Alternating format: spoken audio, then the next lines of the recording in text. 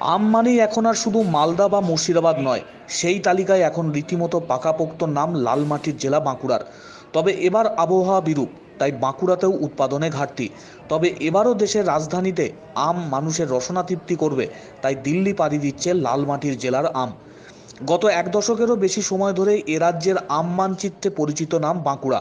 বাঁকুড়ার লাল মাটিতে উৎপাদিত আম্রপালি ও মল্লিকার স্বাদে গন্ধে শুধু বাঁকুড়া জেলার মানুষ নয়, সারা রাজ্য, দেশ, এমনকি মধ্যপ্রাচ্য ও ইউরোপের বিভিন্ন দেশের মাটিতেও বেশ সুনাম কুড়িয়েছে।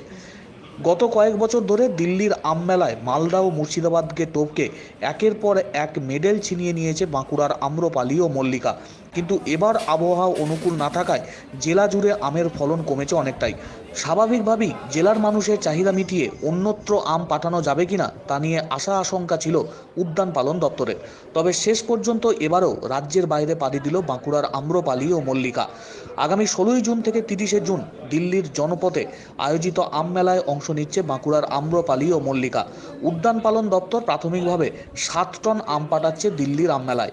গত কয়েক বছরের মতো এবারেও কি বাঁকুড়ার আম আম দিল্লিবাসীর মন জয় করবে? আশা ছাড়তে নারাজ উদ্যান পালন দপ্তর।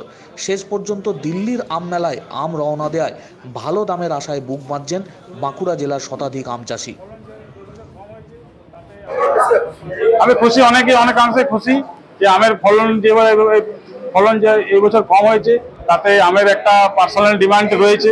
সেই পার্সোনাল ডিমান্ডের জন্য আম এবছর খুব দামেই বিক্রি হবে। আর আমি খুবই খুশি যে আমার আম দিল্লি যাচ্ছে, বা আমি একজন নিজেকে সফল বাগানি বলে মনে করছি। দিল্লি আমরা বাই ট্রেনে যাচ্ছি, বাঁকুড়া থেকে ট্রেনে রাত 7টার পর ট্রেন আছে। এইবারে আমাদের টোটাল 7 টন আম দিল্লিতে যাচ্ছে। আমরা 4 দফায় পাঠাবো, কারণ প্রথমেই যদি আমটা নিয়ে যাওয়া হয় সেখানে ওটা স্টোরেজ করা বা খুব একটা সমস্যা হয়। আমরা প্রাথমিকভাবে আজকেই 4 টন আম চলে যাচ্ছে, যেটা বাই ট্রেন যাচ্ছে, এবং পরে আবার 3 দফায় বাকি আমটা পাঠানো হবে। এবং যেটা বাঁকুড়ায় হচ্ছে মেনলি, যেটা সব থেকে বেশি আমরা আম্রপালিটার উপরেই জোর দিই, কারণ এইরকম আমের টেস্ট আপনারা এটা বলছেন মালদাবাদ মুর্শিদাবাদে অনেক ভালো ভালো আম আছে, বা হিমসাগর বা ইয়ে আছে, কিন্তু আম্রপালি যে টেস্ট বা যতটা মিষ্টি বা এইটা যতটা বেস্ট কোয়ালিটি হয়, অন্য কিন্তু কোনো জেলাতেই এই আমটা এরকম টেস্ট হয় না।